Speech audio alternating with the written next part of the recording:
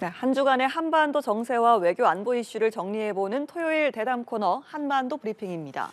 국제 외교 안보 분야 담당하는 이치동 기자 나와 있습니다. 어서 오십시오. 안녕하세요. 예, 이번 주 주요 사안부터 정리를 좀 해주실까요? 네, 북한 핵 위협에 맞서 우리도 핵 잠재력을 키워야 한다는 목소리가 커지고 있습니다. 오늘 다룰 내용 정리하고 조금 더 짚어보겠습니다. 북한이 핵 추진, 잠수함 개발 본격화를 시사했습니다. 김정은 총비서는 전쟁 준비에 해군의 핵 무장과 전투력이 중요하다고 강조했습니다. 윤석열 대통령이 김정은 정권을 선제 핵 공격을 법제화한 비이성적 집단으로 규정했습니다. 세습 전체주의 유지를 위해 물불을 가리지 않는다고 덧붙였습니다. 한국도 이제라도 핵 잠재력을 키워야 한다는 주장에 힘이 실리고 있습니다. 관건은 한미 동맹의 영향을 최소화하는 방안을 찾고 외교력을 발휘하는 겁니다. 예, 이번 주도 참 여러 번 전해드린 소식인데요. 자, 북한이 미사일 시위를 이어가고 있습니다. 이 부분부터 정리를 좀 해볼까요? 네, 북한의 미사일도 김정은도 말 그대로 동해번쩍 서해번쩍 하고 있습니다. 동서해를 오가면서 이번 주에만 3차례 순항 미사일을 발사했습니다. 네. 김정은은 동해 신포 잠수함 기지와 서해 남포 군함 조선소를 잇따라 방문했습니다. 전쟁 준비에서 해군력이 중요하다. 무엇보다 해군의 핵 무장화가 핵심이라고 강조했습니다.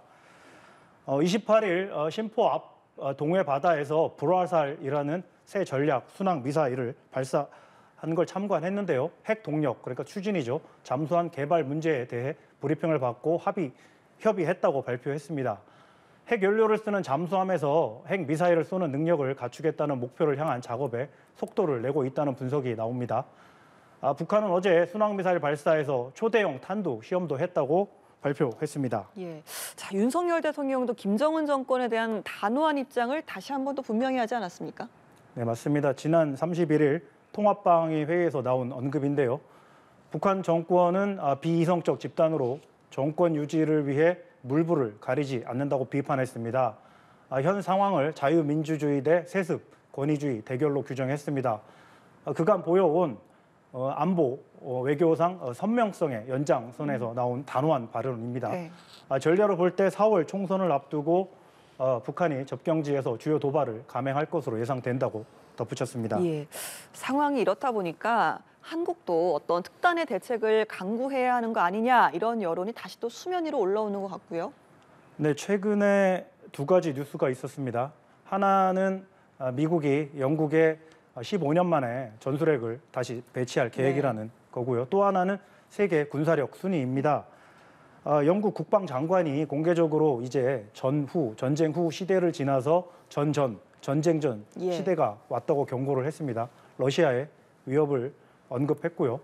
국내 일부 유럽 신문은 사설에서 영국보다 한국이 더 급하다면서 1991년에 한반도에서 철수한 전술핵 재배치를 고려해야 한다고 주장했습니다. 많이들 아실 텐데요. 핵무기 종류에는 2가지가 있습니다. 네. 전략핵 그리고 전술핵인데요. 전략핵은 도시 하나를 파괴할 정도로 큰 위력을 가진 겁니다. 네. 이성을 가진 문명 국가에서는 어지간해서는 이걸 쓰는 걸 상상할 수는 없습니다. 1945년에 미국이 일본에 쓴 게 처음이자 마지막이죠. 예. 반면 전술핵은 제한된 지역을 타깃으로 해서 하는 소형 핵무기를 말합니다. 북한이 이걸 여차하면 한국에 쓸 수도 있다고 협박하고 있는 겁니다.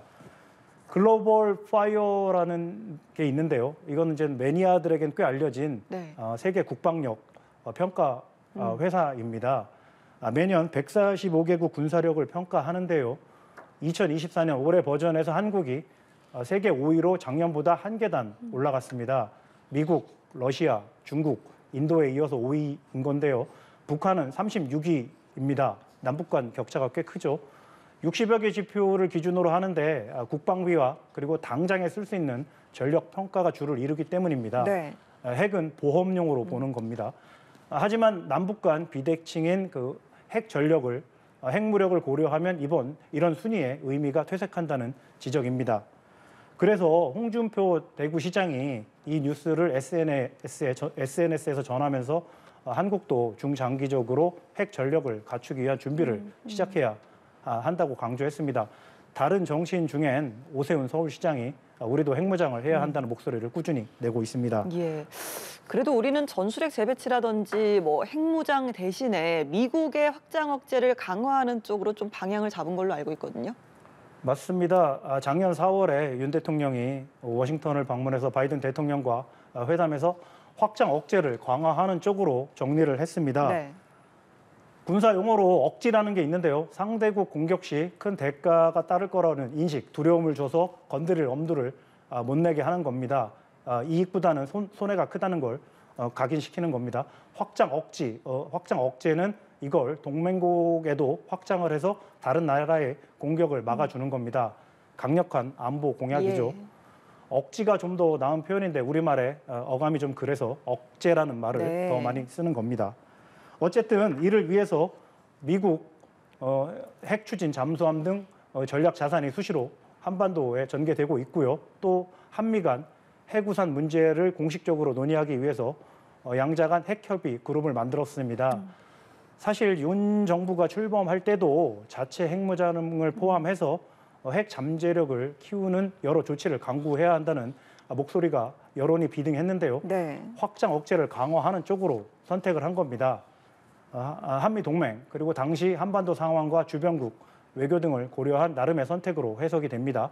이런 판단과 입장에 혹시 변화가 있는지 대통령실 안보실에 문의를 했지만 아직 답을 받지는 못했습니다. 예, 이렇게 지금 상황이 좀 심각한 것처럼 느껴지다 보니까 일각에서는 미국의 확장 억제에 언제까지 의존을 좀 해야 되냐, 미국이 뭐 끝까지 우리와 운명을 같이 한다라는 보장이 있느냐, 뭐 이런 부분에 대해서 의구심을 가지시는 것 같습니다.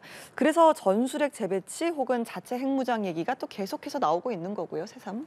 네, 연구소 같은 데서 자체적으로 여론조사를 하면 한 70% 정도 이상이 우리도 핵무장을 해야 한다고 그렇게 답을 한다고 합니다. 네. 최근에 아산정책연구소와 랜드연구소가 공동으로 낸 보고서가 있는데요.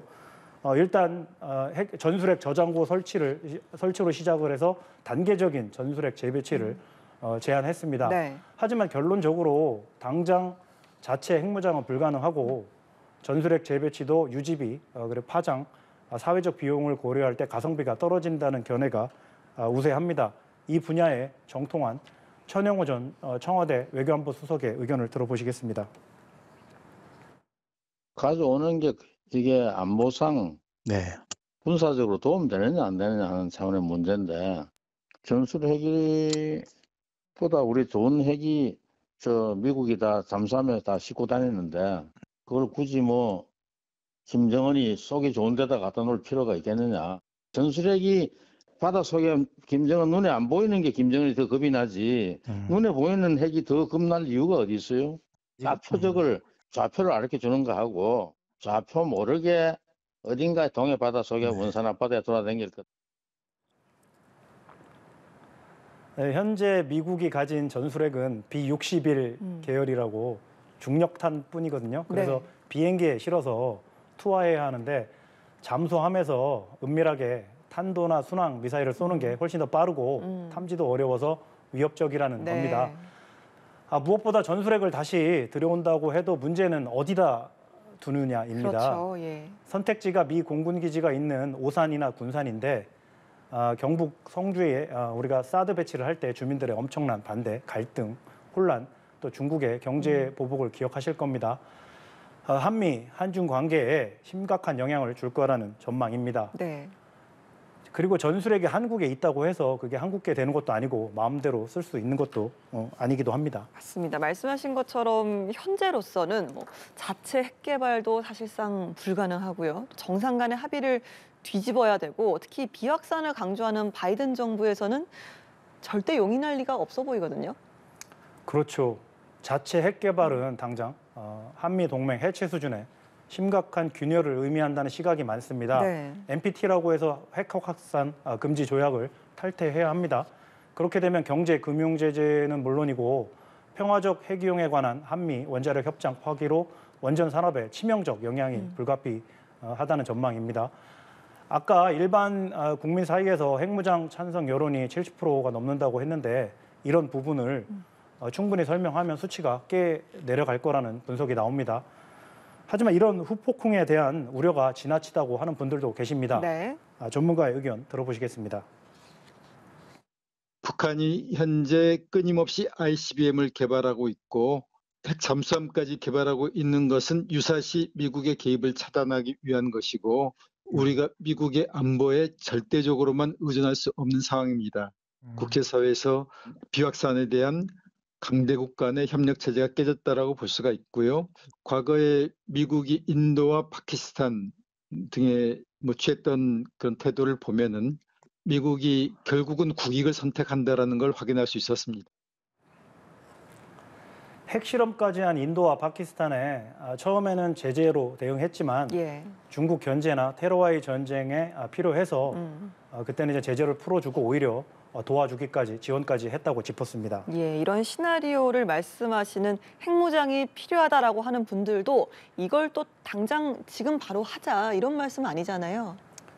그렇죠. 천 전 수석도 나중에 우리가 필요하면 최대한 빨리 상당히 많은 양의 핵 개발에 나설 수 있는 역량, 핵 잠재력을 키울 필요가 있다는 데는 공감했습니다.